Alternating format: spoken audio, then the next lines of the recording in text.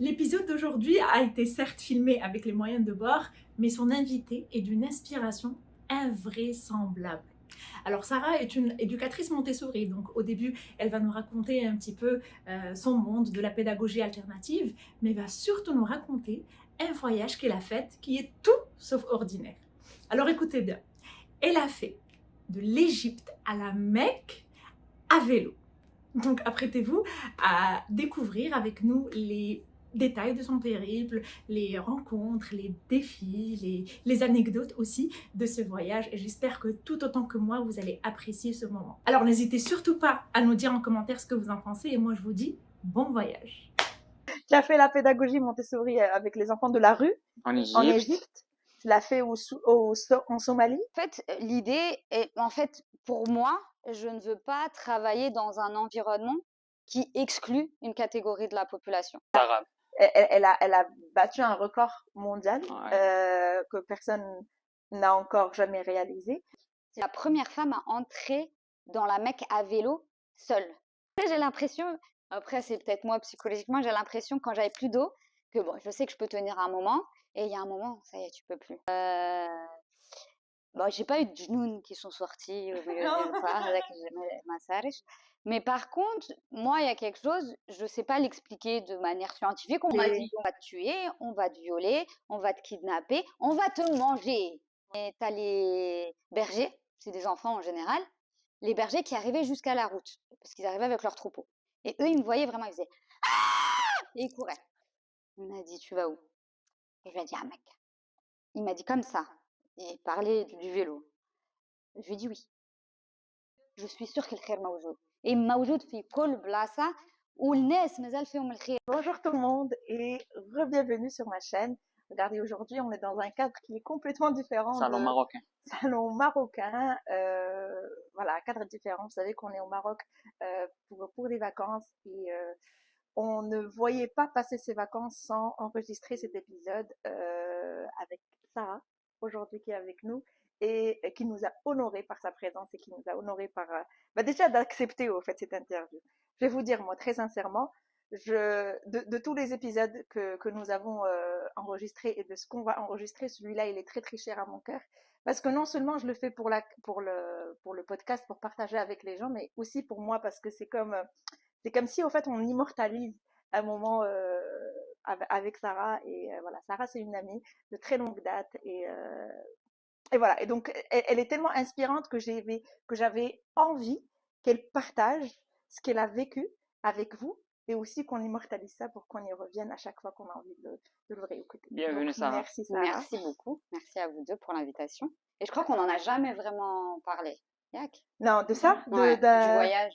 Non, bah c'est Pas ça en en fait. détail. Pas en Non. détail. On a quand même passé du temps ensemble, on a voyagé ensemble et tout, mais on n'a Pas jamais... après. Non, on n'a Pas pas après voyagé. voyage, pas après le voyage, effectivement. On a vu le documentaire. Bah, écoutez, on est en train de brûler les Ouais, étapes. ouais, Là. Les ok, gens, ils nous ok, regardent, ok, ils savent ok, pas de ok. quoi on parle. Donc, commençons on par le commence. commencement. Commençons par introduire Sarah déjà. Voilà, on va introduire Sarah. Donc c'est à moi de m'introduire. Ouais. Ok, en français. Ben oui. Je En fait, suis non, Sarah. tu parles comme tu veux. Il C'est y a vrai pas de, oui, oui. Il y a Non, pas de mais ligne je suis pas en directrice. derija, après le derija تكون مهرسة. Parle à l'aise, comme tu veux. Bon, je vais parler en français, un peu d'arabe, message. Donc, je suis Sarah. J'ai aujourd'hui 36 ans. Au moment des faits, j'avais 33 ans. Je suis tunisienne. Je vivais à l'époque en Égypte. Je donne des éléments qui donnent le contexte de ce dont on va parler. Et j'étais éducatrice Montessori. Ok, alors justement, en dehors du voyage que toi tu as fait, enfin juste une présentation de toi, qu'est-ce que tu fais dans la vie en général. Alors, je travaille avec les enfants. Je suis passionnée par le travail avec les enfants et je travaille dans la traduction, surtout dans l'audiovisuel. Et Elle traduit des films Netflix. Je suis passionnée de sport de nature. Ok. J'adore l'escalade, Ok. la randonnée. Et avec les enfants, c'est quel genre de travail que tu fais?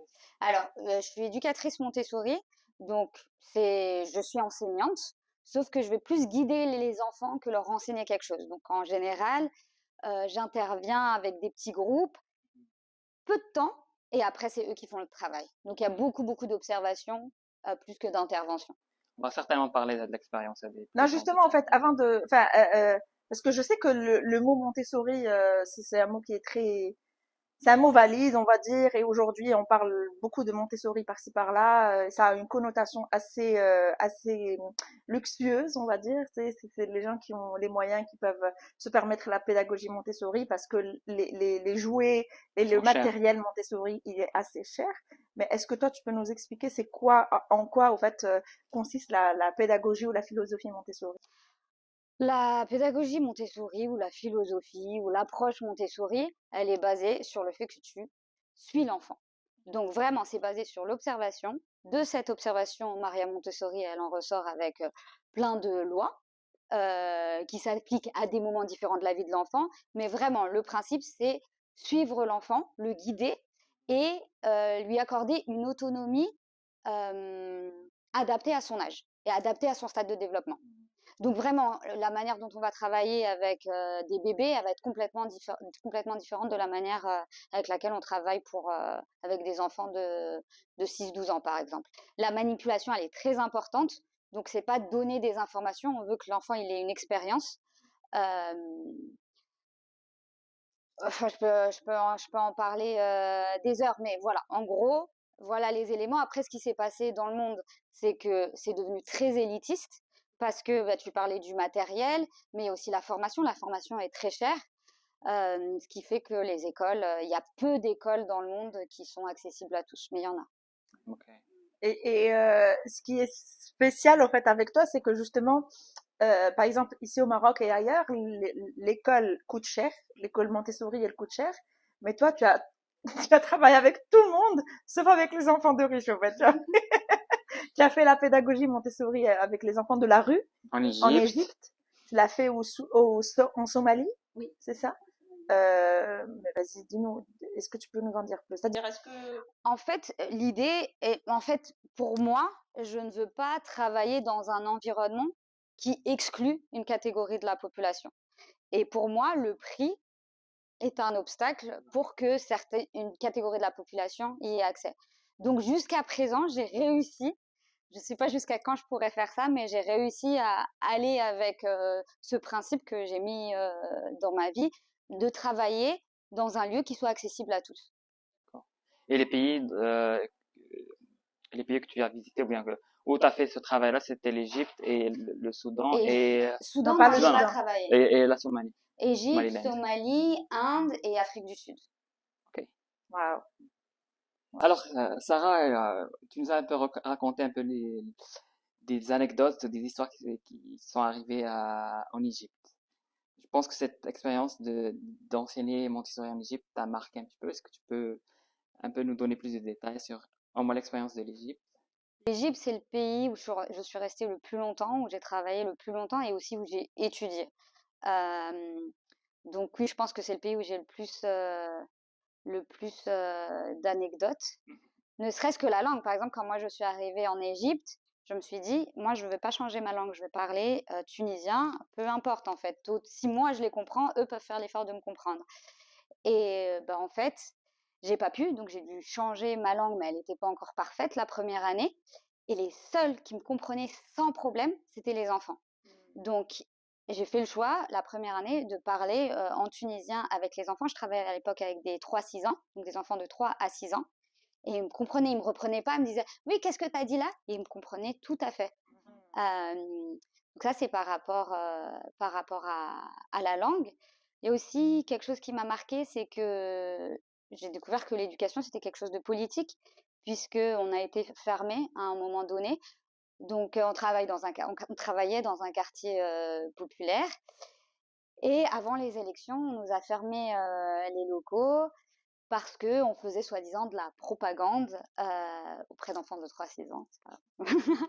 Non, mais je me suis rendu compte qu'en fait, parce que mine de rien, en travaillant sur l'autonomie, on travaille aussi on offre la liberté aux enfants. Et du coup, c'est difficile de contrôler des masses quand tu offres cet espace de liberté. Et je pense que c'est une des raisons pour lesquelles Ouais. On a été C'était après la fermés. Révolution. C'était après la Ouagadougou, donc Ah, 2013-2014. ok. Ok. Ouais. Ouais. C'est un peu chaud. Ouais. Et est-ce que tu as jamais essayé de bien tenter avec des écoles qui font ça au Maroc ou bien des associations Alors, je connais pas assez le contexte marocain, mais moi j'ai fait un stage au Maroc parce qu'il y a l'école internationale de Casablanca. Donc oui, j'ai fait 1 mois, je crois, 1 mois ou 3 semaines, c'était un stage. Donc oui, j'ai essayé, mais après vraiment, j'ai aucune idée du contexte marocain. Mais c'est ça, en fait, parce que ce qui attire Sarah et ce qui l'intéresse, c'est justement que le cadre ne soit pas élitiste. Mhm. Et qu'aujourd'hui, je pense que Montessori, c'est une pédagogie qui est plus, qui est plus utilisée par une classe sociale qui est quand même assez moyenne ou haute. Donc, C'est vrai, mais si on regarde la jeunesse de Montessori, c'était avec d'abord avec ce qu'ils appelaient avant les fous, mais c'était avec des gens qui avaient un handicap mental. Et après, elle a directement passé dans la rue, en fait. Elle travaillait avec les enfants des rues. Voilà, après, ça s'est développé, ça s'est internationalisé. Et c'est devenu élitiste. Mais c'est adapté à tous, en fait. Et c'est ça aussi mon approche, en fait, parce que après avoir étudié, je suis rentrée en Tunisie. Donc après avoir étudié en Égypte, je suis rentrée en Tunisie en pensant pouvoir travailler avec cette pédagogie. À cette époque, on n'en avait pas. Maintenant, il y a des écoles Montessori en Tunisie. Et tout le monde me disait هذاك للقور ولا اللي لاباس عليهم. Alors que non, en fait. Et non, et c'est pour tout le monde, en fait. Mhm. justement, la pédagogie, Montessori, c'est inclusif. Normalement, c'est censé, comme tu as dit, suivre l'enfant. Donc, normalement, c'est censé être pour toute catégorie sociale, mais aussi le rythme de l'enfant. C'est-à-dire, même si c'est un enfant qui a une déficience quelque part, normalement, la pédagogie, il devrait s'adapter à lui en Oui, fonction Mhm. t'apportes, ton programme, il est personnalisé pour chaque enfant. D'accord. c'est ça. La pédagogie suit l'enfant jusqu'à l'âge de Jusqu'à l'âge de 18 ans, normalement. 18 ans. Ouais. Ok. Enfin, normalement, ça dépend où tu es dans le monde. Mhm. Mais tu as des écoles jusqu'à 18 ans. Après, Alors, vraiment, le mode change. Hein. Pour les ados, c'est Pas pas la du même tout. chose. pour les personnes qui Ouais. ne savent pas, qui ne connaissent pas ou qui n'ont encore jamais entendu parler de Montessori, est-ce que tu peux nous dire peut-être deux ou trois différences entre la pédagogie classique à l'école ou pédagogie classique en général et Montessori? Ok. Pédagogie classique. En tant qu'enseignante, parce que du coup, on va prendre mon exemple. Avant de faire du Montessori, j'étais en pédagogie classique. Je suis dans ma classe et je fais un cours pour les 35 élèves que j'ai dans ma classe. Et sur le coup, je peux pas vérifier, ou sinon je vérifie, j'évalue comme ça pour voir s'ils ont compris, mais j'ai pas un regard sur les 35 élèves. Parmi ces 35 élèves ou apprenants, il y en a qui ont pas envie de faire des maths à ce moment-là. Il y en a qui ont rien compris parce que déjà il y a 2 leçons derrière où ils étaient perdus, donc ils n'arrivent plus à suivre. Il y a ceux qui sont trop avancés et le cours que je propose, il est inintéressant pour eux. Il y a ceux qui suivent, et il y a un peu de tout. Mais du coup, moi, je propose quelque chose pour tout le monde. Et vu qu'il est pour tout le monde, c'est à eux de s'adapter à ce que moi je vais proposer.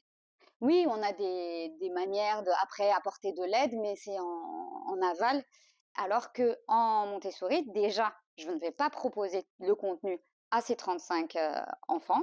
Je vais le proposer à ceux qui sont prêts, qui ont montré les signes qu'ils étaient prêts pour la prochaine leçon. Je vais faire un petit groupe, ça peut aller de 1 jusqu'à 5, 6, 7, et je vais faire mon cours. Mon cours va être très court, alors que en pédagogie classique, il va être très long et c'est moi qui ai le monopole. Là, c'est eux qui ont le monopole. Moi, je viens juste donner l'information et après, eux travaillent avec cette information et peuvent même venir avec des exercices, souvent surtout en élémentaire. C'est eux qui font leurs propres problèmes et du coup, moi, je vais juste les stimuler de temps à autre. Ça, c'est un des points vraiment différents, c'est qu'il n'y a pas de cours magistral. Il y a 5 cours magistraux qu'on a, mais ce qui sont là, c'est plus du storytelling. On raconte une histoire et on la répète chaque année, ce qui fait qu'il y a énormément d'informations. Peu importe, des fois, c'est juste vraiment pour ouvrir le champ des possibles. Et pour les plus grands, ça va être prendre les informations et du coup, on va travailler derrière. Voilà, beaucoup, beaucoup de manipulation. Ça veut dire que avant de moi donner une information, par exemple pour des maths, avant de donner par exemple les identités remarquables, l'enfant, il a travaillé de manière sensible, avec ses sens, le matériel que je vais utiliser moi pour lui introduire des notions beaucoup plus avancées en mathématiques. C'est-à-dire que l'enfant, pour acquérir une compétence, il va pas l'acquérir simplement par l'écoute, parce qu'en général, ce qu'on fait en classe, ce que nous on a, enfin nous comment on a étudié, c'est on écoute le prof et on assimile et on répète ce que lui il a dit. Alors qu'en Montessori, c'est plus manuel, c'est C'est par plus l'expérience. C'est par l'expérience et aussi, vu que bah, c'est libre, hein, c'est un espace, c'est pas chut, chut, chut, les enfants parlent entre eux, c'est une classe multi-âge. Par exemple, pour l'élémentaire, on a du 6-9 ou sinon même des classes 6-12. Donc, tu vas avoir des enfants de 11 ans qui vont pouvoir enseigner quelque chose à un enfant de 7 ans. Et du coup, en l'enseignant à autrui, eh ben, ça te permet aussi de toi de travailler sur. Ce que je voulais dire, c'est que parfois les parents disent qu'on doit pousser l'enfant pour que l'enfant prend un livre ou pour qu'il fasse ses devoirs ou des problèmes de maths. Est-ce que dans la méthodologie ou bien l'approche Montessori, vous n'avez pas ce problème à motiver l'enfant pour qu'il fasse cet effort parce que c'est un effort pour l'enfant et parfois l'enfant ne veut pas, il veut des fois juste c'est une corvée jouer, au fait. il veut courir, jouer, faire des Ouais. choses comme c'est un peu mais pas l'apprentissage. Pour nous, les enfants qui viennent de l'univers Montessori, on n'a pas ce problème. Parce que vraiment, l'enfant, il veut apprendre. euh, et du coup, vraiment, en général, bah, le matériel est attirant, le matériel est beau, et il sait qu'il va faire des choses. Donc, on n'a pas ce problème. On a ce problème avec des enfants qui viennent pas de cet univers, qui ont été, euh, qui ont eu justement où il faut un stimulus externe pour travailler. Et donc, du coup, bah, nous, par exemple, on n'encourage pas les enfants, on les force pas. Et du coup, c'est des enfants qui vont errer, puisque c'est un espace libre, qui vont errer, qui vont regarder, qui vont peut-être embêter d'autres personnes. Et parfois, alors, il y a le fait qu'ils ont été conditionnés par ce stimulus externe. Donc, pour nous, c'est dur de l'enlever et de le faire retrouver son stimulus interne, parce que tous les enfants, ils ont un maître en eux et c'est ce qui les fait avancer. Et parfois, c'est parce que on arrive trop tard. Parce que par exemple, si on prend la lecture, tu disais prendre un livre. Dans l'éducation traditionnelle, en général, c'est à 6 ans C'est à 6 ans que l'enfant que l'enfant apprend. Toi, t'as appris l'école. Enfin, si on prend l'école, on t'apprend la lecture à 6 ans. Et alors qu'en réalité, la période sensible du langage, elle commence beaucoup plus tôt. Et l'enfant, avant 6 ans, il absorbe tout. Donc, en fait, ce serait ce moment-là où l'apprentissage de la lecture est intéressant et il est spontané à ce moment-là.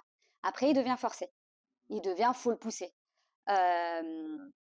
Du coup, nous, par contre, on a plusieurs moyens. Donc déjà, on essaye de proposer à l'enfant tout apprentissage quand il est prêt et quand il a cette soif d'apprendre ce sujet-là, parce qu'il y a un moment aussi, cette soif, elle passe à autre chose. Et aussi, on a beaucoup de moyens pour travailler la même chose. Donc, par exemple, si j'essaye de travailler la lecture avec toi sur un outil et je vois que ça ne passe pas, eh ben, je vais rentrer par une autre porte. Je veux aussi voir tes centres d'intérêt. Je veux vraiment prendre du temps à t'observer, à te comprendre pour savoir comment te stimuler. Mais le travail, c'est toi qui vas le faire. En dehors de Montessori. Montessori, c'est ça, en dehors de Montessori, je sais que Sarah, enfin, en fait, toi, ce qui est génial, c'est que tu travailles et en même temps tu voyages. Donc, Sur son compte Instagram, c'est Sarah Rahala. c'est une rahala, exactement. C'est une voyageuse. Tu te considères comme une voyageuse citoyenne du Une monde. nomade. Une nomade. Une nomade, non. Mais j'ai aucun problème à aller travailler dans un autre pays et essayer de m'adapter au mieux possible. Tu fais au fait des immersions culturelles, c'est-à-dire que tu n'es pas, quand tu vas dans un pays, tu n'es pas forcément un touriste, mais tu vas aller chez l'habitant, puis tu vas aller vraiment t'immerser vraiment dans la culture. Donc tu as fait ça en Inde, tu as fait ça en Afrique du Sud. Est-ce que tu as un chiffre de combien de pays tu as visité? Non, je sais pas du tout. Mais par contre, tu vois, l'immersion, pour moi, elle est super importante parce que je travaille, par exemple, en Somalie, je travaille avec des semi-nomades. Je peux pas arriver, moi, avec ma culture, mon histoire et l'imposer à d'autres. Et pour moi, c'était important, bah, déjà d'apprendre la langue parce que je travaille avec des enfants qui parlent cette langue. Et donc, du coup, c'est différent, en fait. Tu as accès à un autre monde juste en apprenant leur langue. Et aussi pour les parents. Déjà parce que, un, ils parlent pas anglais. Donc, ça me permet de communiquer avec les parents. Mais aussi, de comprendre en fait la culture dans laquelle je suis et de l'intégrer à la façon avec laquelle... Parce que Montessori, c'est adaptable au contexte culturel dans lequel on est. Donc, on n'arrive pas avec nos objets américains pour de la culture américaine. On ne fait pas cornflakes. Par exemple, tu sais, il y a une phase où on apprend le langage de 3 à 6 ans, on leur apprend le langage un peu genre flashcard, mais c'est pas flashcard. Et j'arrive pas avec mes cornflakes, quoi. Les cornflakes, il y a un non. Par contre, je vais prendre des photos de leur environnement, je vais isoler les éléments de leur environnement et du coup, on va travailler le langage avec leur contexte culturel. Ça, c'est génial. Mhm. Puis, Et en dehors de tes missions Montessori, bien tes projets Montessori, est-ce que tu fais des voyages à titre personnel? Oui, oui, oui, je fais des voyages à titre personnel. C'est pas planifié, il n'y a pas de bucket list, c'est ça qu'on dit? Et il n'y a pas de bucket list, c'est juste la vie qui m'envoie des messages ou moi qui est un peu comme l'enfant qui veut absolument apprendre quelque chose à ce moment-là et qui fait que je vais partir à la découverte, soit d'un sport, d'une activité ou soit d'un pays. donc le cœur de cet épisode, justement, on en venait à un sujet ou un projet que toi tu as réalisé qui est assez insolite, assez inédit et surtout, enfin insolite, je pense que c'est assez, non, insolite n'est pas le bon mot, mais plutôt assez inédit dans le sens où on ne le voit, remarquable, je pense que on ne le voit dans pas. le monde arabe. Elle a battu un record mondial Ouais. que personne n'a encore jamais réalisé.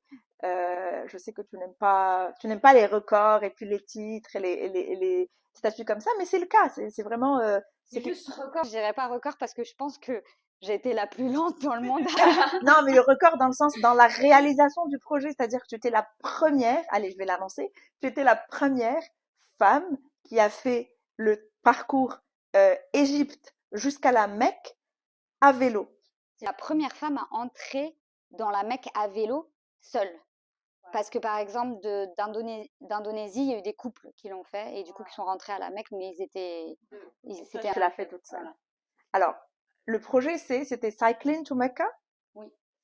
Cycling to Mecca. Le projet de départ, c'est Walking to Mecca, mais ça met beaucoup de temps et il y a la famille, je sais que c'est pas évident. Du coup, c'est devenu Cycling to Mecca, sans être réel jusqu'à la fin en vrai. Mhm. Ton point de départ, c'était? C'était le Caire.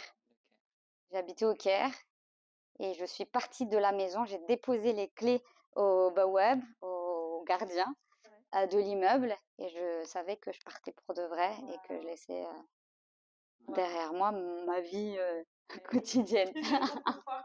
Mon confort Kérote, qui n'était pas un confort au départ, mais qui en est devenu un. Oui, je laissais la maison et je savais pas vers où je m'aventurais en fait. Je lançais vraiment. Ouais. Ouais. Wow. Je l'ai senti seulement en fermant cette porte-là. Tu l'as fait en combien de jours? Je l'ai fait en 45 jours. Ouais. Bien sûr, plusieurs pays. 3 pays, seule, oui, mais j'ai rencontré du monde sur la route, mais oui, toute seule.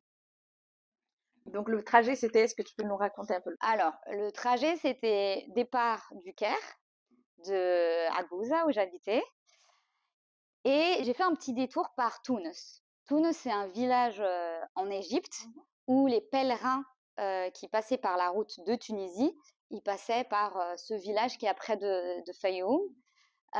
Et il restait, c'était une station avant de continuer la route vers la Mecque. Et donc, du coup, pour moi, c'était important de passer par Tunis symboliquement, parce qu'en fait, ce projet ou ce rêve, je ne sais pas trop comment l'appeler, mais je l'avais depuis que j'étais petite. Et pour moi, c'était départ de Tunisie. Vu que j'ai pas fait ce départ de Tunisie, et ben, je suis partie à Tunis, Masr, et on a commencé. Ouais. Ça a fait un petit détour, mais sinon, après, vraiment, j'ai continué en suivant le Nil, la route agricole en Égypte, jusqu'au sud, à Bou Simbel, le dernier point en Égypte. De là, j'ai pris un ferry à Bara, à Bara jusqu'à l'autre côte. Il y a un bout d'Égypte, mais vraiment très petit. Et après, on passe la frontière, on arrive au Soudan, toujours par la route. Là aussi, j'aurais pu aller directement vers la mer Rouge et traverser. Mais j'ai voulu passer par. Pourquoi faire simple quand on peut faire compliqué? Du coup, ça a ajouté 1000 km. De Khartoum, je suis remontée vers Souakin, qui est près de Port Soudan. De là, j'ai pris un vrai bateau énorme qui m'a menée jusqu'à Jeddah. Et après, vraiment, il me restait peu de kilomètres. C'est juste le Jeddah-Mecca. Ça, c'est 80 km, je pense. Ouais. C'est quoi le tronçon qui était le plus difficile? Le Soudan. Le plus difficile, mais aussi le plus fort. Mais le tronçon qui était le plus difficile. Difficile en termes de risque ou... En termes de tout, c'était la première fois que je me retrouvais à dormir plusieurs jours à la suite dans un désert, sans voir de gens. C'était, oui, il y a eu le relief, mais il y a eu la route. La route, en fait, au Soudan, c'est des transporteurs qui transportent de la marchandise depuis l'Égypte ou depuis le Soudan, bref, et inversement. Donc, qui vont très vite. C'est une voie. Donc, quand ils passent, eh ben, si moi, je ne gère pas mon équilibre, c'est simple, je tombe dans le fossé. Et donc, c'était aussi des tempêtes de sable. Le Soudan, ça a été le plus difficile et j'étais pas forcément préparée. Mais après, il suffit de 2 jours à dormir seul et on est préparé juste après. Mais ouais, c'était le Soudan le plus. Et quand Il tu faisait très dormais, chaud. Attends, mais c'est ça, en fait, c'était à quelle saison? Non, alors pour le Maroc, on croirait que enfin ça dépend d'ailleurs où au Maroc, mais c'était en novembre-décembre. Ok, ah ok. ok, mais il faisait chaud quand même. Au Soudan, oui. Au Soudan, oui. On disait tu dormais seul, tu as une tente et tu dors seul. Et comment t'as fait avec l'eau, par contre? Alors je réponds à quelle question? Moi en premier, bien sûr. Du coup, oui, j'avais une tente et le sac de couchage et il me reste la tente. En fait, ce que je faisais, c'est que j'essayais d'être loin de la route pour pas être visible. Donc en général, tu es sur la route et après tu pousses le vélo jusqu'à trouver et j'essayais de trouver soit un arbre, soit, un petit rocher pour essayer de me cacher derrière, le rocher. Pour l'eau, c'est petit. Pour l'eau, donc en Égypte, il y avait aucun problème, à part une portion qui est, la portion, Aswan Abou Simbel parce que je passais tout le temps par les villes. Donc tu sais, il y a comme des petites fontaines, on va dire. Et dès que je la voyais, j'avais 2 gourdes, donc 2 litres. Et à chaque fois que je voyais une fontaine, je remplissais, même si j'avais encore de l'eau, parce que je ne savais pas quand est-ce qu'allait être la prochaine fontaine. Donc aucun problème. À partir de Aswan, j'avais une portion désertique que j'ai fait en 2 jours. Donc là, c'était pas mal parce que j'ai sorti les sacoches avant. Jusqu'à présent, j'avais pas de sacoche avant. Et c'est là où j'ai pu mettre la nourriture, parce que là maintenant, il faut penser nourriture, et l'eau. C'était gérable parce que c'était que 2 jours. Et après, c'était un constant apprentissage parce qu'au Soudan, la première partie vers Khartoum, vu que c'est une route qui est quand même beaucoup empruntée, on trouve, tu sais, le foukhar, avec la poterie, des gros pots avec de l'eau. Donc, je remplissais au fur et à mesure, mais j'avais toujours, en partant vers le désert, j'avais toujours 18 litres sur moi. Sauf que 18 litres, tu vois, ça marche pour jusqu'à Khartoum parce que je trouve des points d'eau, même si des fois, ils sont vides, il n'y a pas d'eau, mais je trouvais toujours de l'eau. Alors que la portion Khartoum vers Port-Soudan, là, il n'y avait pas d'eau. Donc les 18 litres, même si on a l'impression que c'est énorme et je le sens moi dans le poids, eh ben ça suffisait pas. Ça suffisait pas. Mais Tu as fait comment? du coup, c'est là que la magie opère et c'est là que l'eau sort de nulle part. Comment ça se fait justement? Comment En fait, ça sort de nulle part? on a entendu ça quelque Des part. personnes Hein, qui traversent c'est la ça, en route fait, les et te donnent de voyageurs. l'eau. Ouais, alors c'est soit des routiers qui vont passer et qui vont jeter de l'eau, mais vraiment au moment où tu en as plus, où tu tiens plus. Tu sais, j'ai l'impression, après c'est peut-être moi psychologiquement, j'ai l'impression quand j'avais plus d'eau, que bon, je sais que je peux tenir un moment, et il y a un moment, ça y est, tu peux plus. Et on te laisse un peu dans ce moment-là, et après là, ça vient, c'est la délivrance. Soit quelqu'un qui t'envoie de l'eau, une maison de nulle part qui apparaît au milieu du désert et tu toques et il y a une personne qui sort, tu te demandes est-ce que déjà cette personne elle est réelle, elle te donne de l'eau. Oui, c'est des gens que tu as vus 10 jours auparavant et qui savent que là tu es au niveau de la montagne et que du coup tu dois être en galère et du coup ils ont un routier qui passe, s'il te plaît donne ça. Voilà. Et c'est de C'est une vraie Ça, c'est une leçon aventure. de vie, au fait. C'est... Wow. Parce que, premièrement, tu pousses tes limites jusqu'au bout. Des fois, on se dit, ah non, non, moi, je suis pas capable de faire ça, impossible. Mon corps ne peut pas accepter ça. Puis, tu le fais quand même. Et l'autre leçon, c'est que bah, Dieu, peu importe. Que tu es ou que tu es pas, en fait, tu te rends compte que au final, Ça me rappelle l'histoire de tu vois, Anas, Ouais, l'histoire qui a fait d'Anas, le ouais. tour du Maroc. Ouais, Notre ouais. ami Anas. Et ouais, ouais, tu te rappelles l'histoire où il était au désert, je pense. C'était presque la même chose. Donc, il n'avait pas assez d'eau et l'eau sort de nulle part. Quelqu'un Ouais, qui traverse ou avec sa voiture, il ouais. lui jette une Ou bouteille alors des d'eau touristes ou des touristes qui qui descendent en s'arrêtent. Ouais, Mauritanie ou quelque chose, puis ils l'invitent peut-être dans leur ouais. camping-car pour manger. mais cette histoire, moi, je l'avais entendue parce que c'est toi qui m'en avais parlé.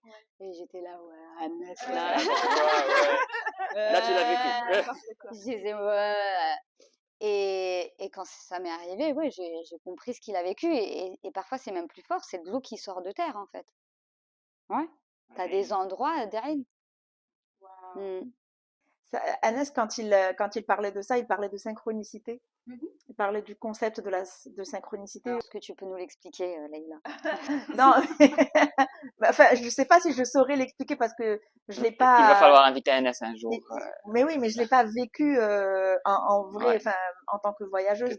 J'ai encore jamais marché moi non plus. pour le faire, mais j'ai compris la synchronicité d'après Anas, c'est que, au fait, la personne, enfin, on est tous destinés à un moment donné à se rencontrer à un point donné pour euh, pour une raison quelconque.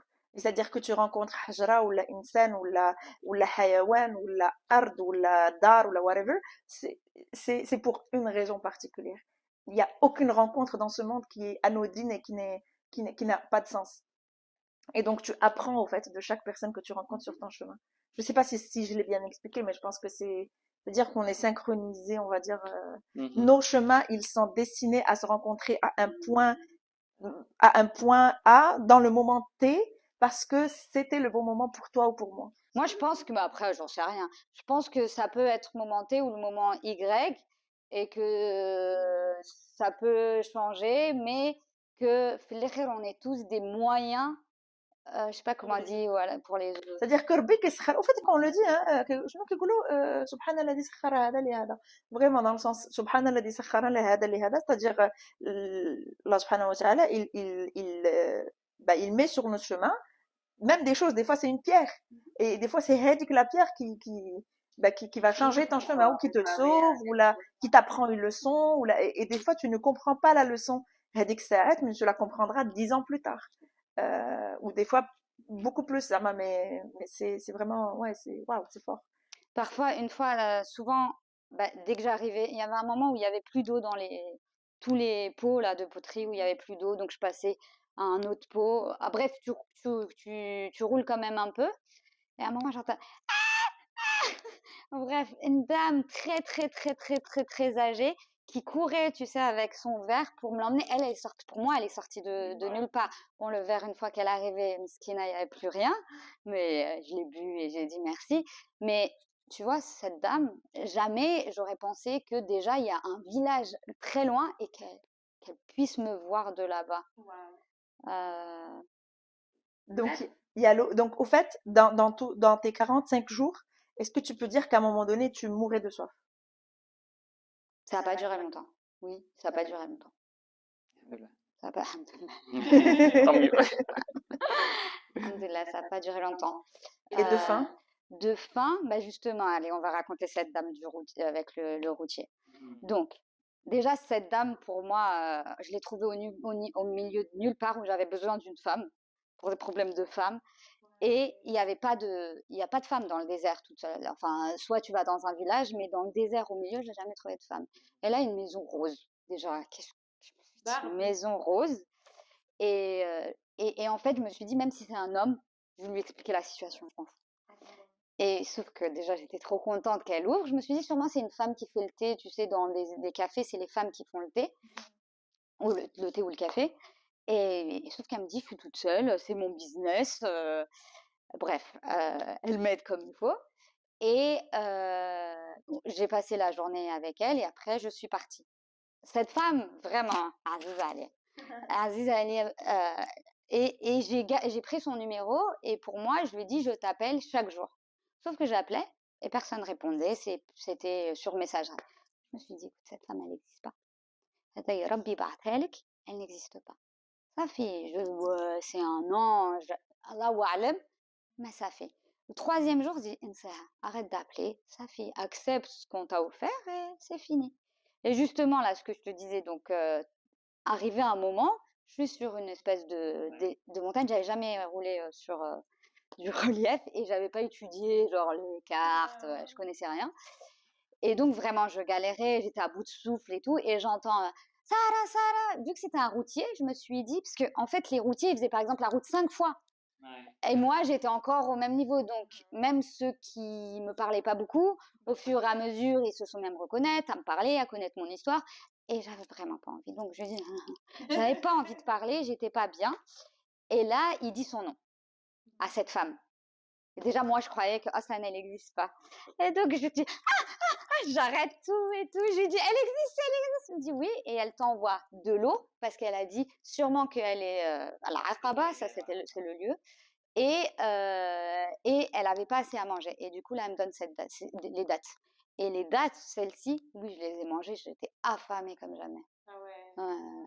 Non, j'étais vraiment Mais est-ce que affamée. c'est parce que tu n'avais pas bien calculé Oui, j'avais pas bien calculé parce que j'ai pas calculé qu'il y avait des montagnes, que le vent était de face. J'ai rien calculé et du coup, pour moi, vu que la distance était la même que sur la portion précédente avant que j'arrive à Khartoum, et ben pour moi, j'allais le faire en 6 jours et pas le double. Mais j'ai pas pris en compte le vent et le relief. Tu as appelé cette dame après? Oui, et je suis Elle retournée la existe? voir. Ah, tu as raté là, ok, c'est bon. Et là, j'ai Ok, fait, non, alhamdoulilah, elle existe. Et en plus, je l'ai vue dans un autre lieu, donc vraiment, je suis sûre qu'elle existe. Euh, Est-ce que Est-ce que on suit beaucoup en fait les histoires des nomades en fait ou les voyageurs qui décident de faire des projets pareils, pas comme le tien mais voilà des projets pareils et certains parlent de phénomènes paranormaux, de choses qui se passent et qui n'ont pas pu expliquer en fait, ouais. surtout dans le désert. Quand tu es vraiment tout seul et que voilà il se passe des choses. Est-ce Parce que le que désert, c'est un peu spécial. Il y a pas de divertissement. Il y a le ciel, il y a 2 couleurs, 3 couleurs maximum. ouais, Donc, ouais. t'es juste, il y a que toi et ton esprit. Donc, parfois, Ouais, ouais, Tu- tu divagues. Ouais. Tu passes 7 jours au désert, il y a personne, il y a rien. Il y a les petits insectes qui passent parfois de temps. Oui, t'as des insectes, t'as des chameaux. Ah oui. Bon, j'ai pas eu de genoux qui sont sortis au milieu de nulle part avec ma sarèche. Mais par contre, moi, il y a quelque chose, je sais pas l'expliquer de manière scientifique. On m'a donné des explications scientifiques. Allahu a'lam, parce que c'est moi aussi qui, comme tu as dit, après 7 jours, sans boire, sans manger, mais par exemple, moi, en fait, je sais que c'est pas possible, mais le ciel a toujours été éclairé. J'ai pas eu de nuit noire. J'ai toujours eu la lune. Alors que c'est pas possible. C'est pas possible. Mais attends, qu'est-ce que ça veut dire? Ça veut dire que tu as toujours eu une full moon? J'ai pas eu une full moon, mais j'ai toujours eu la lune. J'ai toujours eu la lune. Sauf qu'il y a un moment, normalement, t'as pas la lune. 3 jours, et ouais, 3 jours, t'as pas de lune. Et sinon, elle rétrécit. Moi, j'avais eu une lune pas pleine, mais j'ai pas eu le mini croissant, par exemple. J'ai pas eu Mais ça, c'est sur quelle période? Peut-être que tu 45 l'as jours. choqué. non. Je l'ai pas, c'est pas possible. Ce que j'ai eu, c'est pas possible. Mais moi, on m'a dit peut-être c'est toi, tes yeux. Il y a aussi le fait que tes yeux ils s'adaptent Mais moi, j'ai eu la lune. La lune, elle m'a suivie. Moi, je l'ai suivie, je sais pas, mais je l'ai eu. C'est le seul truc que j'ai pas pu expliquer. Et peut-être c'est juste comme tu dis, c'est rester seul, ou peut-être scientifiquement ça s'explique. Et que du coup, la taille, tu la vois différemment si tu es dans un milieu obscur. Voilà, ça c'est l'élément un peu non expliqué que j'ai eu. Ok. Et c'est quoi on va dire, la plus longue trajectoire que tu as fait sans parler à quelqu'un? Juste toi avec toi-même. Moi avec moi-même. Alors du coup, ça correspond pas à la période dans le désert, parce que la période dans le désert la plus longue, c'était 12 jours. 12 jours. Après, j'en ai une de 4, une de 6. Mais par exemple, bah, tiens, des gens qui sortent de nulle part. Par exemple, il y avait la première phase.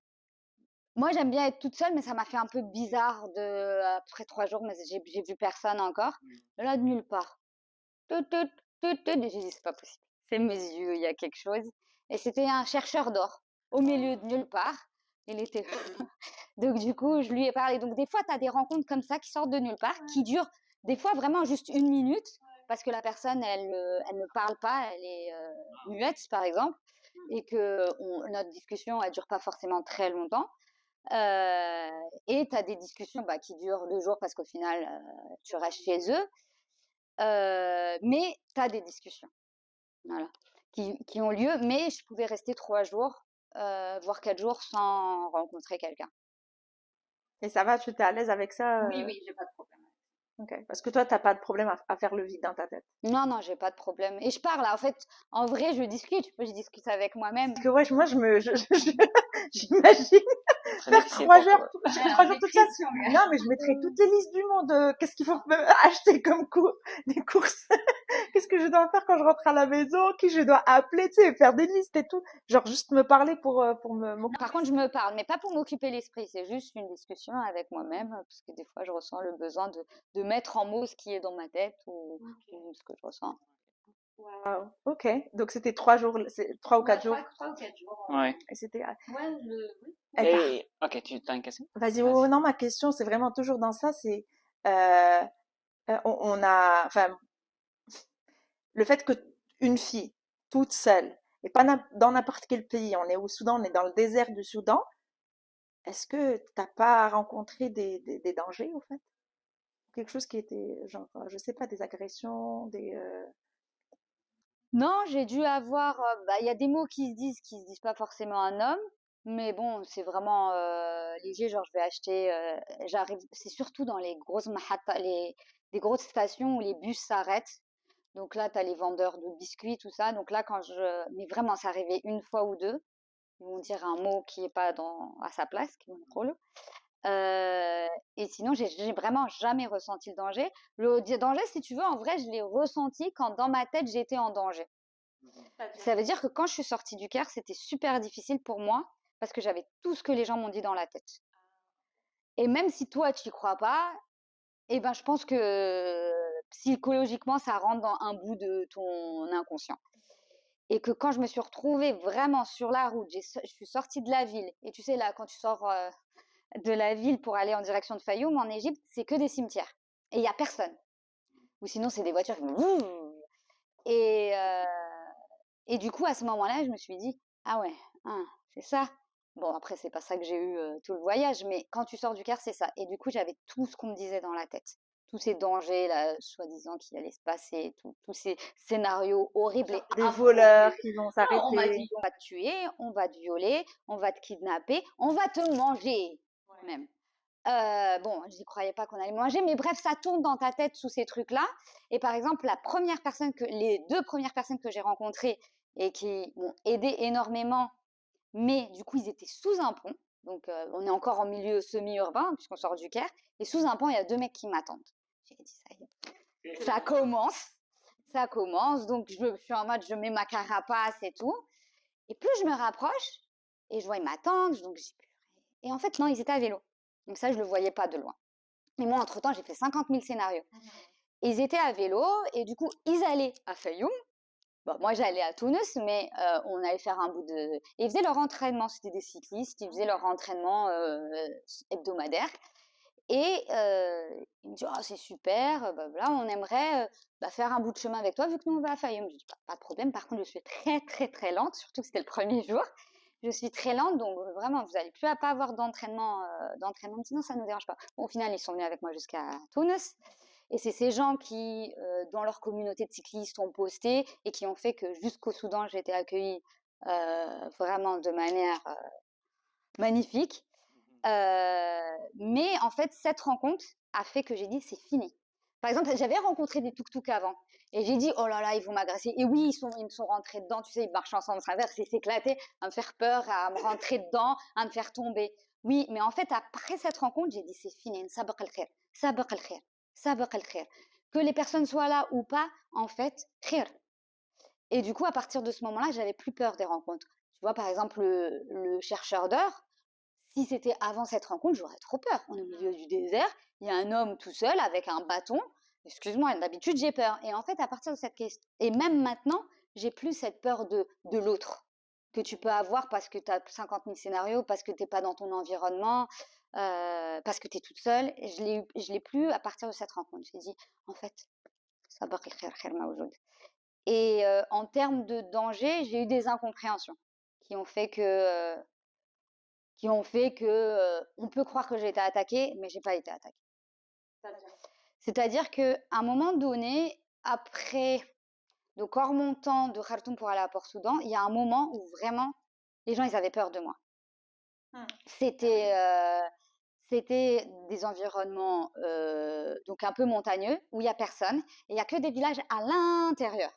Donc moi je les voyais pas, mais tu as les bergers, c'est des enfants en général, les bergers qui arrivaient jusqu'à la route parce qu'ils arrivaient avec leurs troupeaux.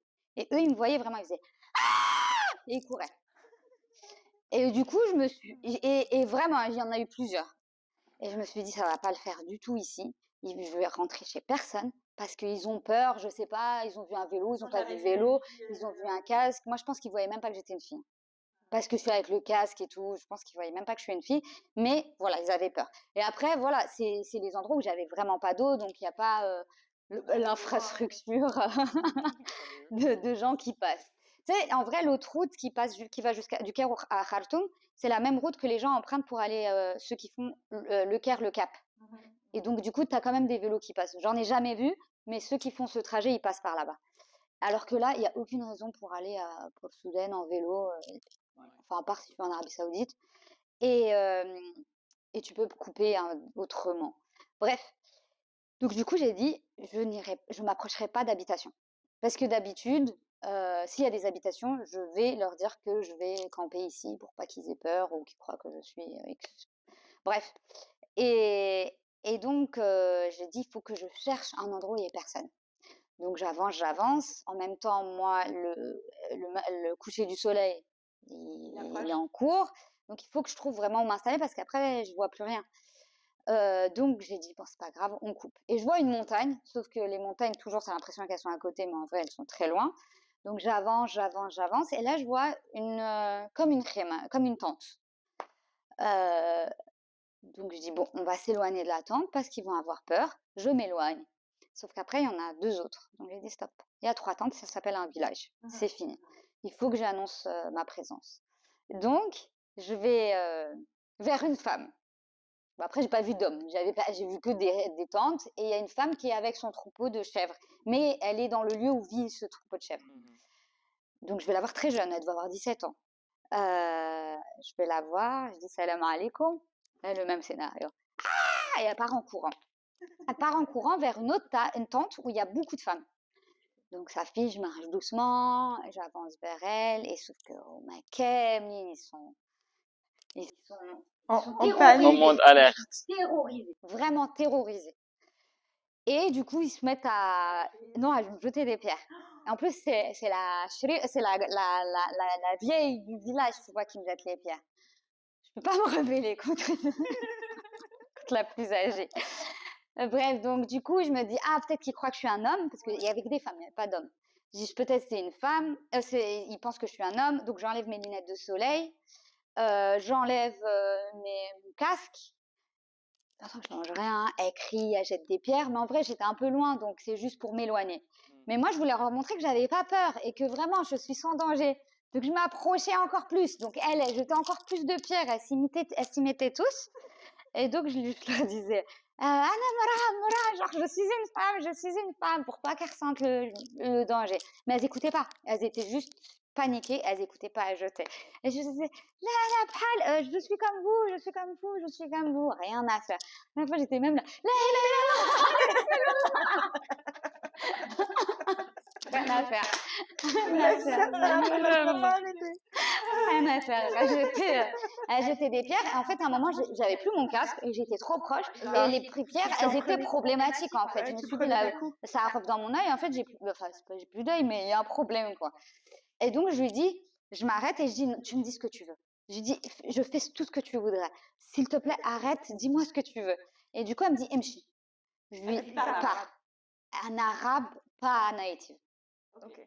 J'ai compris après que c'était pas des C'était pas des Arabes. Ouais, c'est des nomades, mais tu as des nomades arabophones, c'était pas des arabophones. Ok. Mais elle m'a parlé en arabe, quoi. Elle me dit, je lui dis, je pars. Donc elle me dit, pars.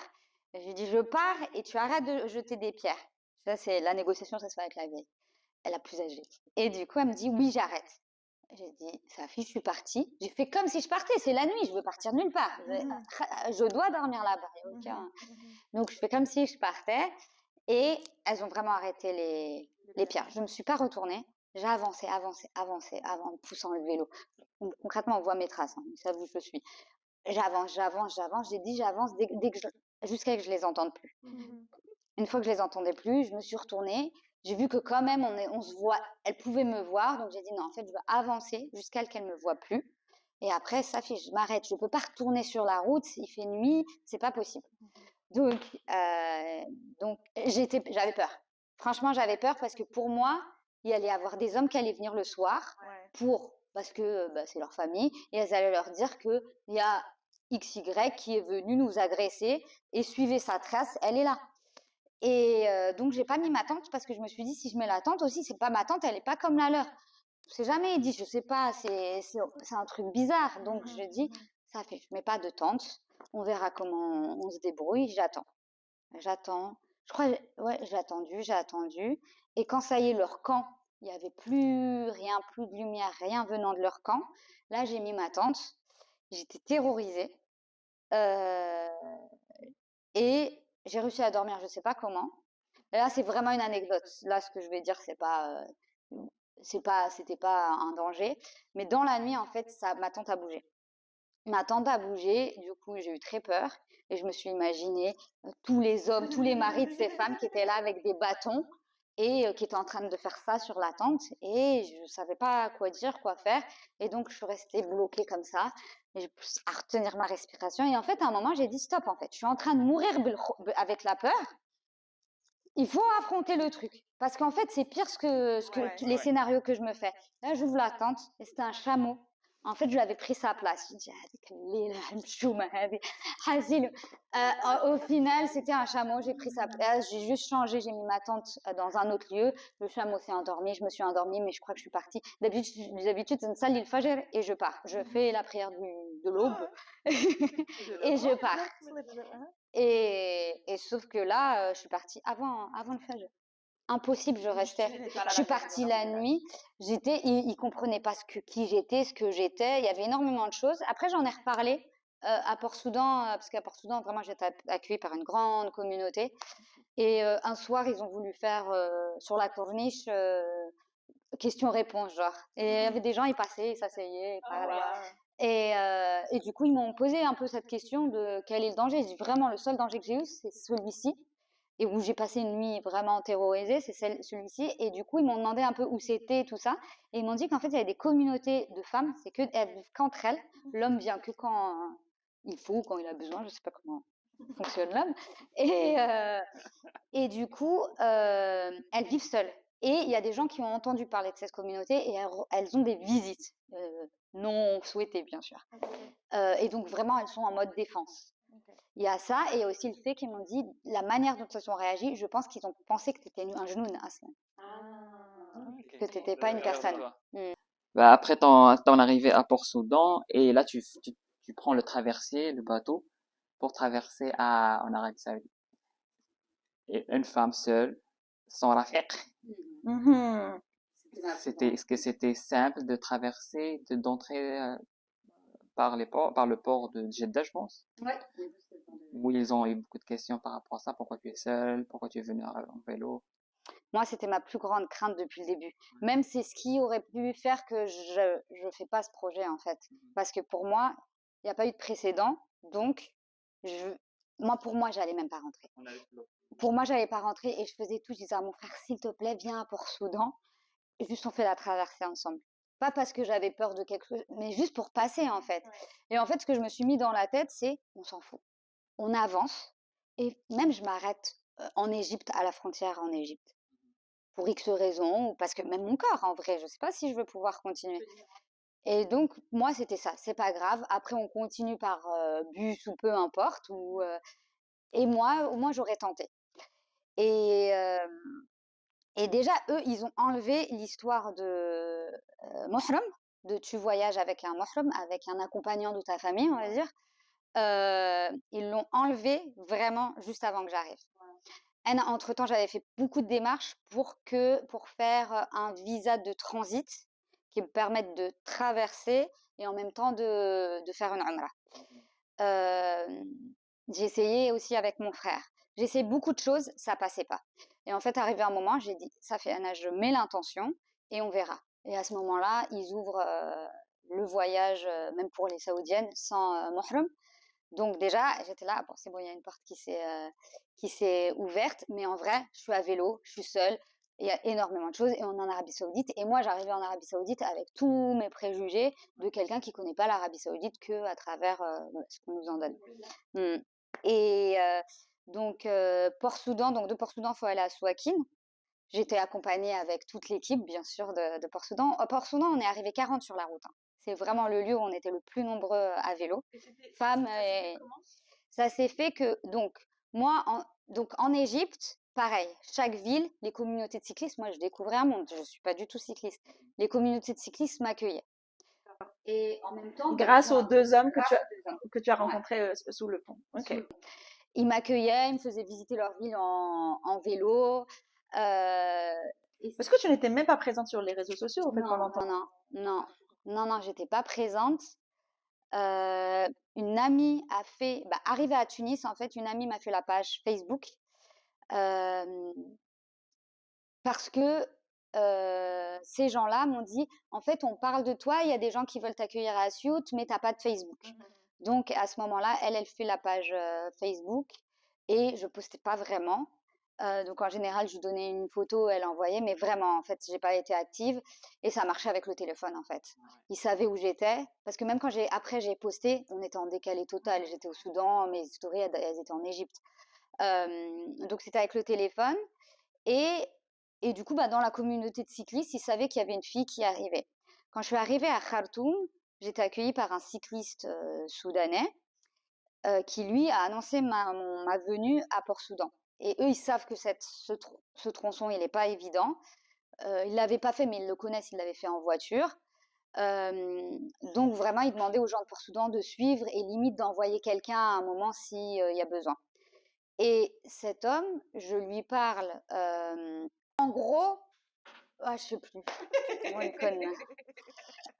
Donc, oui. Donc, à partir de Khartoum, je reçois les appels d'un homme qui est à Port-Soudan et qui est dans cette association de cyclistes et qui m'appelle tous les soirs pour savoir où je dors. Et en fait, les périodes vraiment les plus difficiles, c'était vraiment celle-ci. Et tu vois, on parlait tout à l'heure de périodes où j'ai pas parlé. Et en fait, finalement, je parlais le soir avec ce monsieur qui vérifiait où je dors. Donc, je lui dis, je dors dans une maison abandonnée à cet endroit. Au moins, lui, il sait quoi qu'il se passe, il sait plus ou moins où je suis. Et une fois que je commence à approcher Souakin, c'est avant Port-Soudan. Donc, je suis pas censée passer à Port-Soudan. Avant d'arriver, peut-être 2 jours avant d'arriver à Souakin, il dit Rafek, tu passes chez nous. J'ai dit bien sûr, en fait, juste par respect pour tout ce que tu as fait, bien sûr, je vais venir. Il me dit non, fais attention, c'est pas tu pars à Souakin et tu prends le bateau directement. J'ai dit non, je viendrai, ne t'inquiète pas. Ils n'y ont pas trop cru. Ils ont envoyé une personne, mais on n'est pas passé par le même chemin, donc on s'est loupé, qui, mesquine, s'est tapé la montagne pour me retrouver. Il m'a pas trouvé. Et arrivé à Souakin, où je dois prendre le bateau, mais dans tous les cas, je continuais, je vois 2 cyclistes. Et moi, j'étais trop contente. J'ai jamais vu de cycliste depuis Khartoum.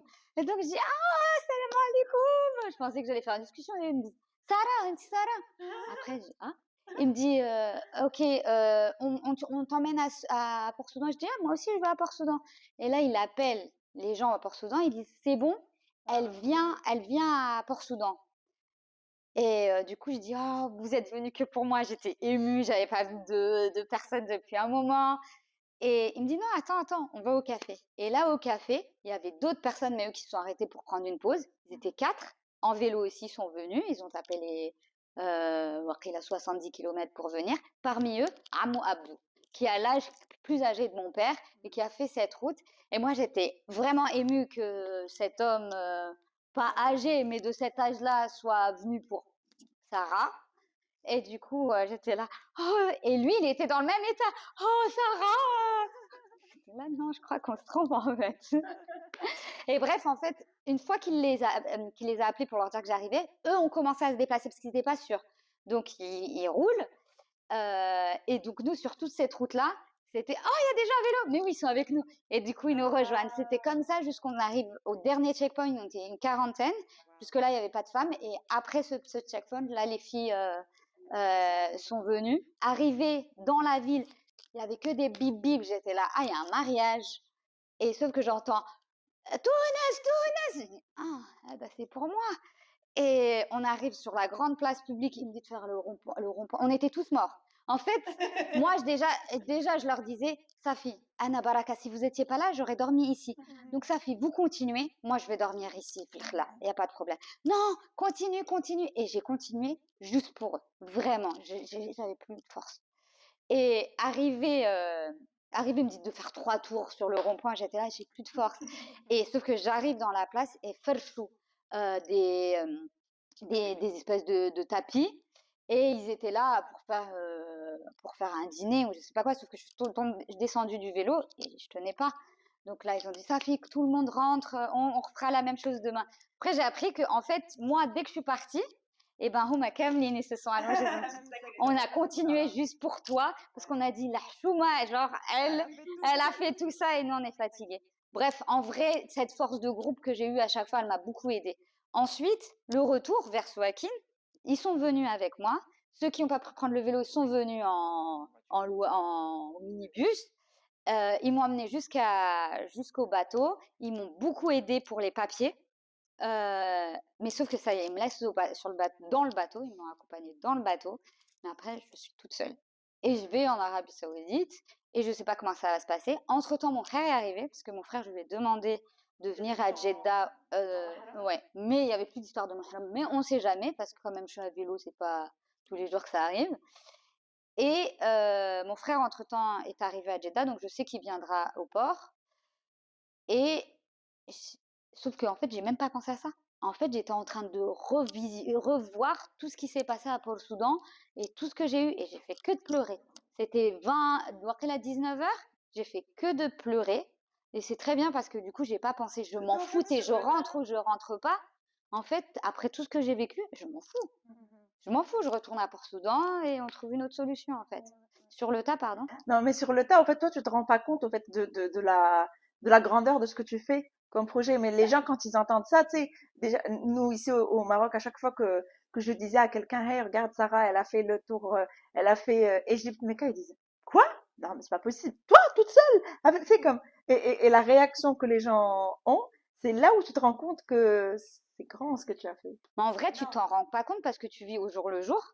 Et du coup, pour toi, tu as fait juste 40 km et la veille, tu as fait 100 km. Et donc, tu te rends pas forcément compte de big picture. Et vraiment, longtemps après, je m'en suis rendu compte des années après, en vrai, de cette big picture. Ouais. Jusqu'à ce que tu passes à Al Jazeera. Non, ça, j'ai très mal vécu. Mais pour finir avec Jusqu'à ce que ta Al question, Jazeera parle d'elle, en fait. On va en arriver là. ta question par rapport à... Parce que là, du coup, on est au bateau. Donc, j'arrive. C'était compliqué au niveau des papiers, simplement parce que c'était la première fois qu'une touriste passait par ce point d'entrée. Parce que c'est que des Soudanais qui passent par ce point d'entrée. Il n'y a aucune raison qu'un touriste passe par là. À la rigueur, des Éthiopiens qui auraient pris un chemin un peu plus long pour... Mais donc, c'était vraiment juste parce que c'était une première. Donc, il fallait mettre en place, je sais pas. Et vraiment, ils étaient vraiment perplexes. Donc, bien sûr, je suis restée des heures là-bas. Et ils n'avaient pas encore vu le vélo parce que le vélo, on me l'a pris. On me l'a pris en descendant et moi, je le faisais très mal parce que j'étais vraiment attachée à mon vélo. Marzouga, c'est le nom de mon vélo. Pourquoi tu l'as appelée Marzouga? C'était Marzoua au début, parce elle a commencé en Égypte. Parce qu'elle n'était pas dans le prévu. Elle est arrivée comme un risque. Et c'est grâce à elle que j'ai fait, parce que sinon, j'aurais jamais fait ce voyage. C'est parce qu'elle est arrivée dans ma vie que je l'ai fait. Du coup, ils m'ont pris le vélo, donc ils ne savaient pas que j'étais à vélo. Donc peut-être que ça a joué. En tout cas, c'était déjà problématique que je sois femme seule et surtout étrangère. Voilà, mais c'était vraiment une histoire de paperasse.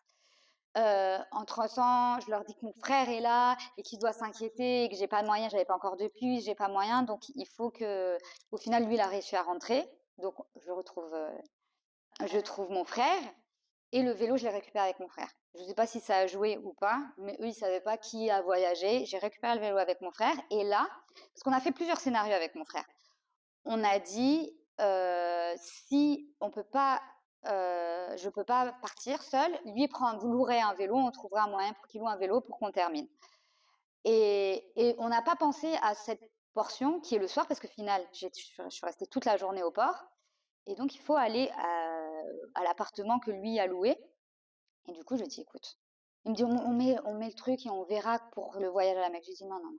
Je veux prendre cette opportunité. Toi, tu pars en taxi et moi, je vais en vélo et je vois ce que ça donne. Si je me sens à l'aise, je continue.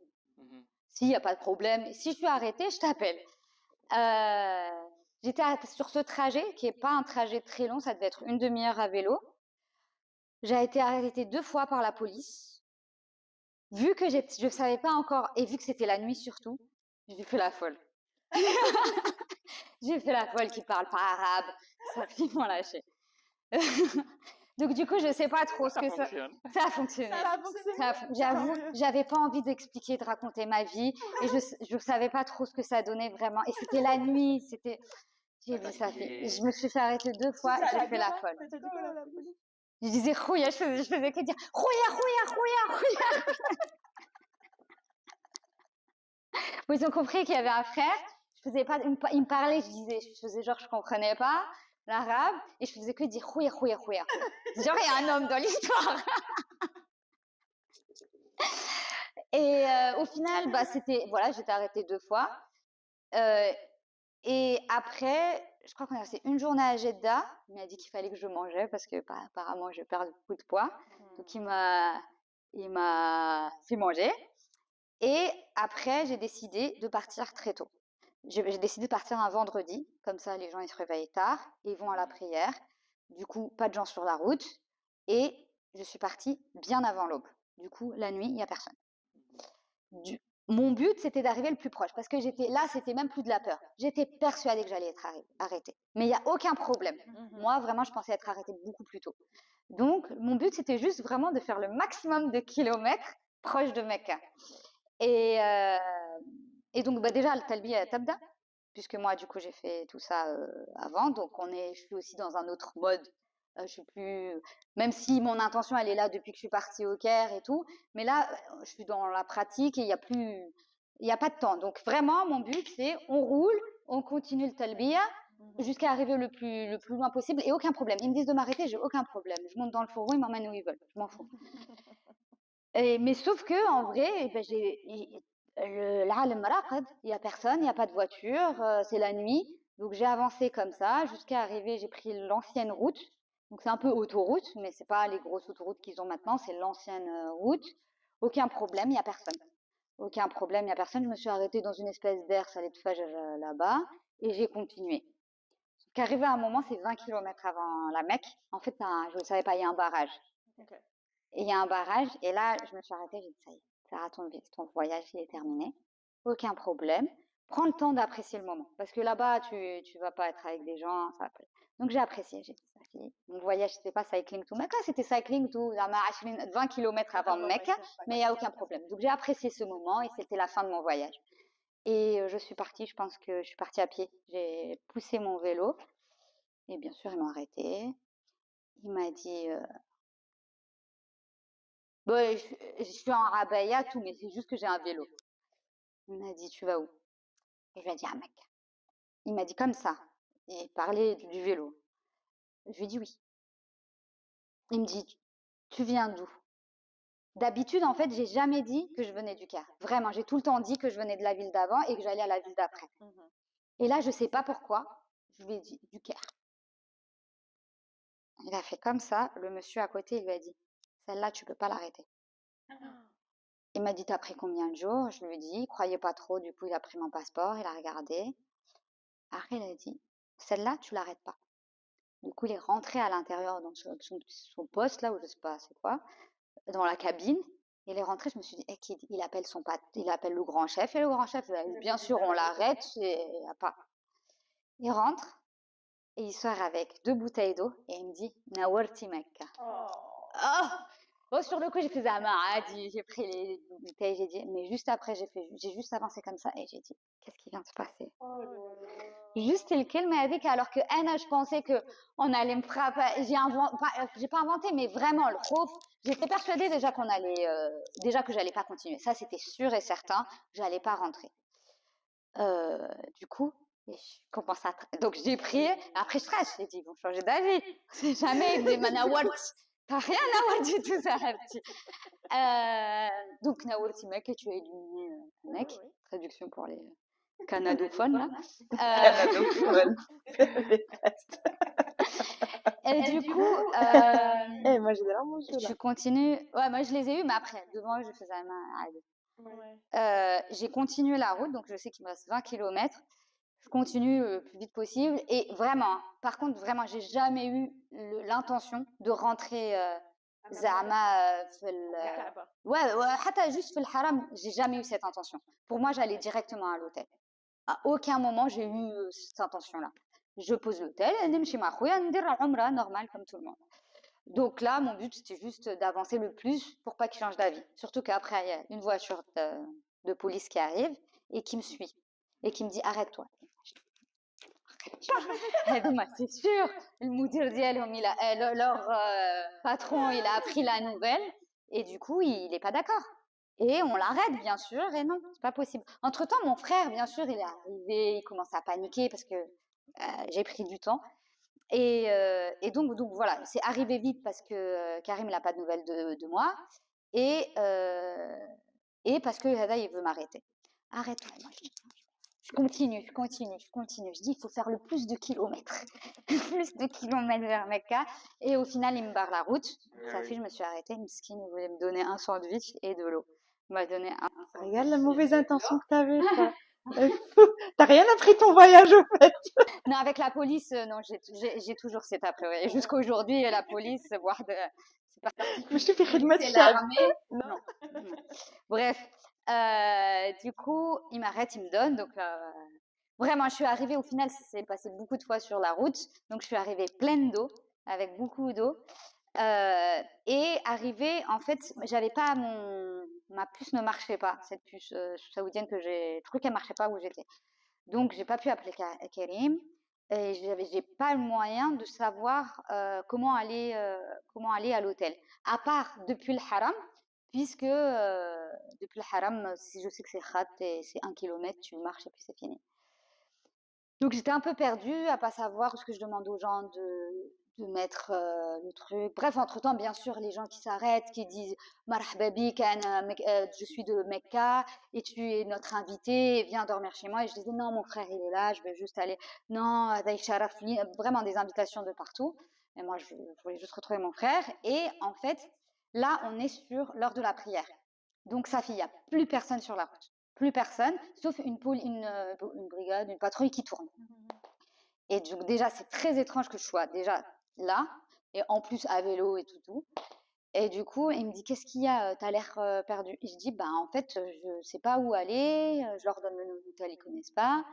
Ils me disent, mais comment t'as planifié? Je dis, bah en fait, de Haram, je sais comment y aller.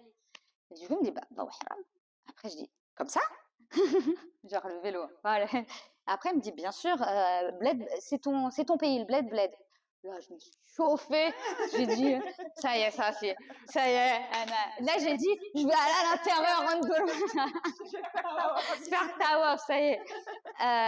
Ça fait donc, après Haram Sahel, puisque tu suis les indications en Baïna, donc j'ai suivi. Après, il y a un moment où Nes Kharjin, donc, Avec ton vélo. le Jumu'ah Kharjin, donc, je suis descendue de mon vélo et je pousse. Personne n'a dit qu'est-ce qu'elle fait. Et, franchement, vraiment, à part 2-3 personnes, personne n'a remarqué que j'étais là. Et donc, mais comme quoi, tous les stéréotypes qu'on a, en fait, sur l'Arabie Saoudite et leur perception de la femme et tout.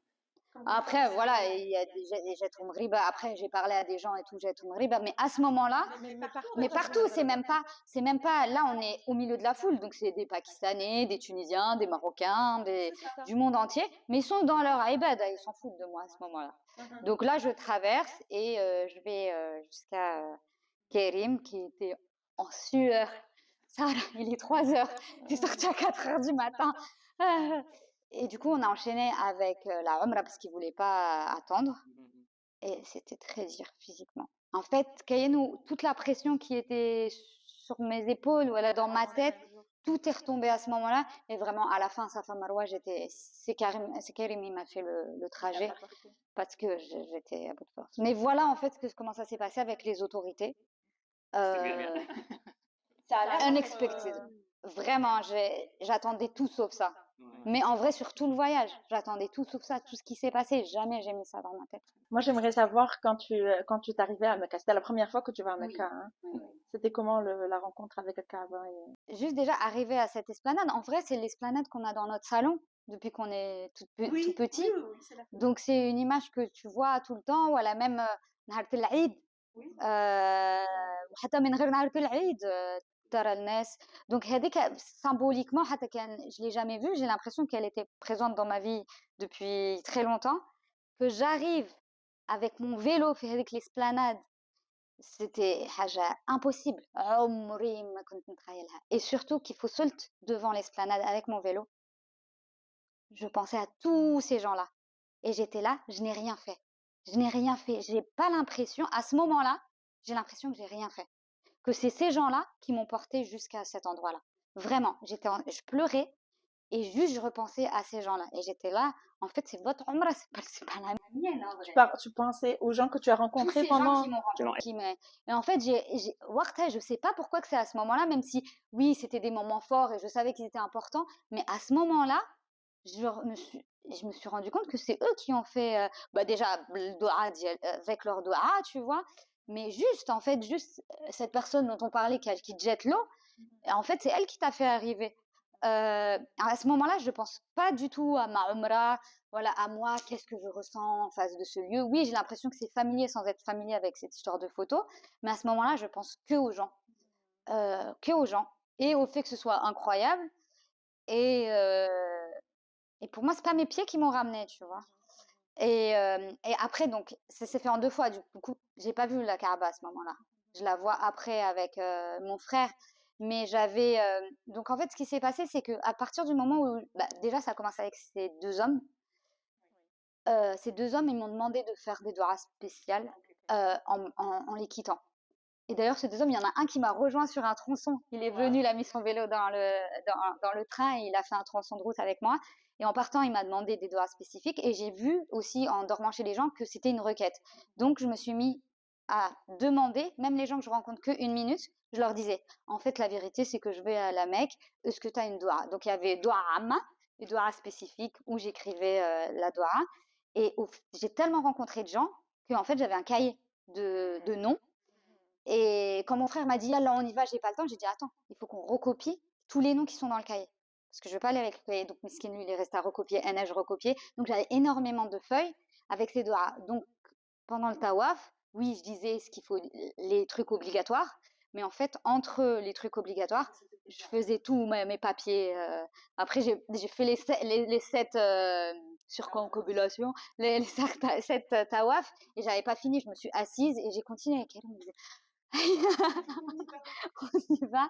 Donc du coup, voilà le mode dans lequel j'étais à ce moment-là. En vrai, j'ai plus eu une relation plus forte avec Mecca après quand je suis retournée pendant le Covid, puisque je me suis retrouvée bloquée en Arabie Saoudite et du coup, je suis partie à la Mecque. Et là, oui, vraiment, mais là, à ce moment-là, j'étais fatiguée. Et j'étais en mode, je suis avec tous mes gens, en fait. Tous mes gens. Et en plus, tu sais, ils te donnent tous des bracelets, des cadeaux. Donc, j'avais des bracelets jusque-là. Et même au Taouf, j'étais avec eux d'une certaine manière. Ouais, quelle histoire inspirante. Ouais. J'ai envie de le faire. Let's go. Financièrement, Sarah, comment tu t'en es sortie? Financièrement, déjà, je me suis sortie très bien. Je veux dire, comment tu t'es Oui. organisée? Est-ce qu'il y avait un Moi, ce que fonds? j'ai fait pour moi, donc j'ai vendu mon ordinateur. J'ai dû le vendre l'équivalent de un peu moins de 300 €. Voilà. Et un peu moins de 300 €. Et pour moi, base ديالنا مش base ديالكم. C'est sûr que j'allais pas arriver à terminer ce voyage avec 300 €, mais en tout cas, je veux pas le terminer. Dans ma tête, c'était sûr que j'allais pas y arriver, que quelqu'un allait me jeter un billet de bus. Quand je dis quelqu'un, genre mon frère, ils allaient acheter un billet de bus ou un billet d'avion et j'allais retrouver mon frère et fin de l'histoire. Donc, d'un côté, ces 300 € ne m'ont pas me ramener, mais dans tous les cas, je veux pas être arriver. Et écoute, bah, cet argent, arrivé en Arabie Saoudite, il me reste encore cet argent. Parce que en vrai, euh, en Égypte, j'ai été beaucoup accueillie. J'ai dû aller 2 fois dans un hôtel. Parce que la première, à Tunis, j'ai campé, avant que je sois connue, j'ai campé dans un musée. Non, il y a eu d'autres hôtels où j'ai été invitée, en fait. Il y a des camps où j'étais invitée. C'est eux qui me disaient, s'il te plaît, viens chez nous. J'ai dû payer 2 nuits, 2 hôtels, pas 2 nuits. Je sais plus combien je suis restée dans ces hôtels, mais j'ai dû payer 2 hôtels. Après, la nourriture, bah, c'est sur la route, donc en fait, tu débourses pas beaucoup. En plus, vous connaissez mon estomac. Une pomme te suffirait. Donc, à ce niveau-là, c'est bon. Quand je suis arrivée au Soudan, j'ai changé tout l'argent qui me restait. Je suis devenue archi-millionnaire. Et au Soudan, bah, j'étais avec ma tante. J'ai dormi que en tente, à part un hôtel. Et Khartoum, Atbara, les villes, j'étais accueillie. Parce que ce qui s'est passé aussi et qui a fait qu'au Soudan, j'ai beaucoup ajouté des kilomètres, c'est que les gens, ils m'accueillaient, ils me disaient, faut absolument que tu rencontres ma cousine. Elle habite dans cette ville. Donc, Anna, je partais dans cette ville, ça faisait des détours. Mais pour moi, vu qu'eux, ils voulaient, ben, je le faisais. Donc, dans les villes, en vrai, à part une ville, j'ai été accueillie chez les gens. Et pareil, la nourriture, ben, il faut pas beaucoup. En tout cas, il n'y avait pas le choix. Parce que sur la route, c'est des trucs de course et de routier. Et donc, tu manges ce que je déteste, full.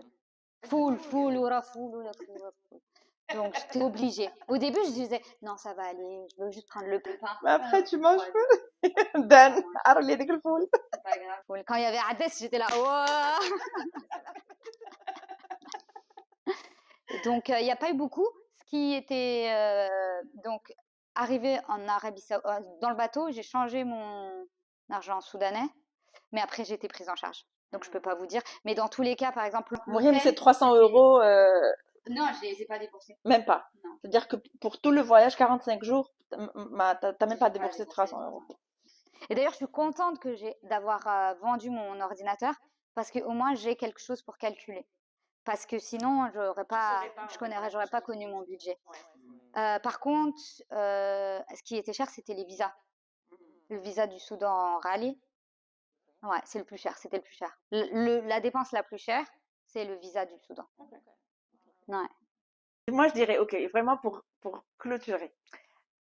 Est-ce qu'il y a Sarah avant le voyage, avant le cycling to Mecca et Sarah après, est-ce que ça a changé?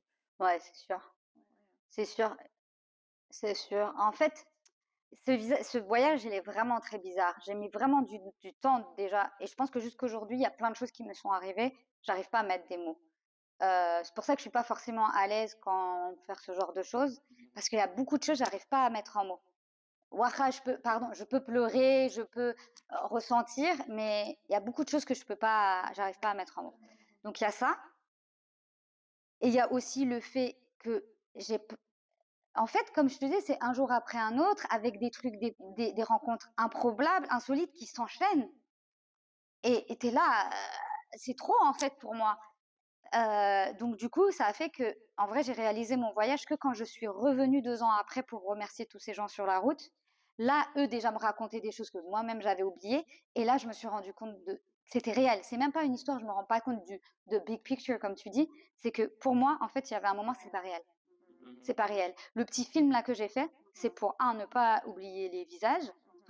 D'ailleurs, on va vous le mettre en lien en barre de description pour les personnes qui veulent voir les images du voyage de Sarah. C'est pas oublier ces visages et aussi c'est pour me rendre compte que ça existait, mais à ce moment-là, non. Je m'en suis rendu compte. Et le retour de ce voyage, j'étais en pleurs dans l'avion. Alors que le retour de Mecca, j'étais pas en pleurs. Mais ce voyage, en fait, j'ai pris conscience de toutes ces rencontres. Les rencontres, j'y avais pris conscience, mais c'était trop. J'arrivais pas à gérer. Du coup, c'est sûr qu'il y a eu un avant, après. À quel moment est l'avant et l'après, je sais pas. Je pense que l'après, il est même pas terminé. Je pense qu'il y a beaucoup de choses que je continue à digérer et tout. Mais oui, Sarah de avant Mecca, c'est pas la même. Euh, j'étais pas quelqu'un qui avait dont la peur peut t'handicaper et tout, mais en fait, j'ai vu que là tout est possible en fait. Parce que c'est pas possible que Sarah, avec la force, oui, maintenant je suis devenue sportive et tout, mais la Sarah de ce moment-là, c'est pas possible qu'elle fasse tout ça en fait.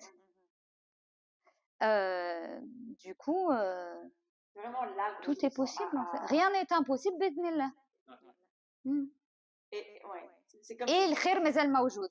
Parce que vraiment, par contre, tous les gens, même aujourd'hui, bah déjà avant que je parte, on n'en parle pas des gens qui me parlaient plus, même dans la famille. Bref, on parle pas de tout ça. Même sur la route, parce qu'on en a déjà parlé, mais sur la route, t'arrives, tu dis, bon bah ça va en fait. Et dis, non, mais allez, les prochains, alors, ils viennent de cet endroit-là. Cet endroit-là, ils sont comme ci, comme ça. Ici, tu peux être tranquille, mais là-bas, fais attention à ton argent. Et en fait, non, en fait, c'est du khair, khair, khair, khair, khair.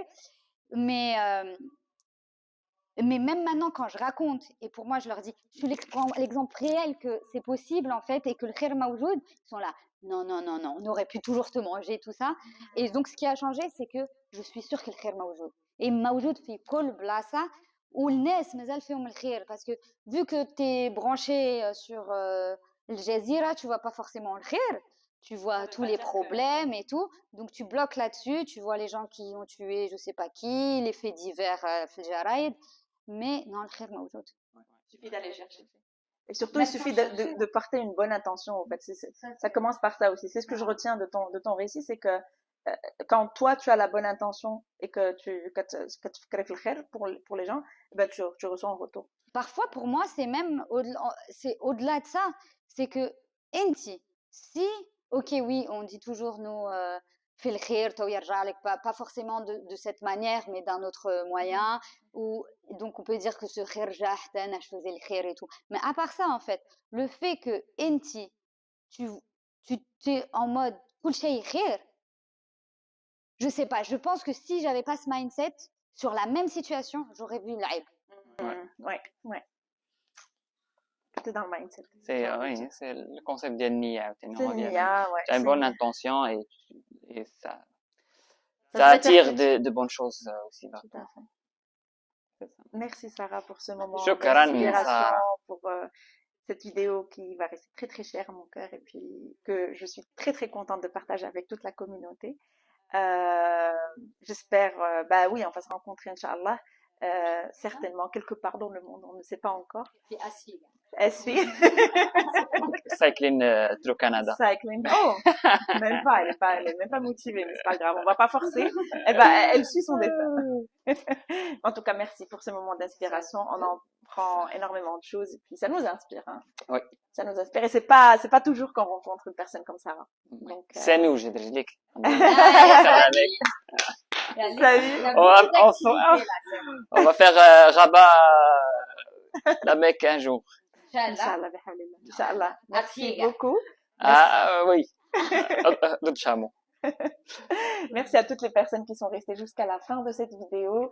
On vous redonne un autre rendez-vous un autre jour avec un autre invité inspirant aussi. Sur ce, je vous dis à très très bientôt et Salam alaikum. Bye.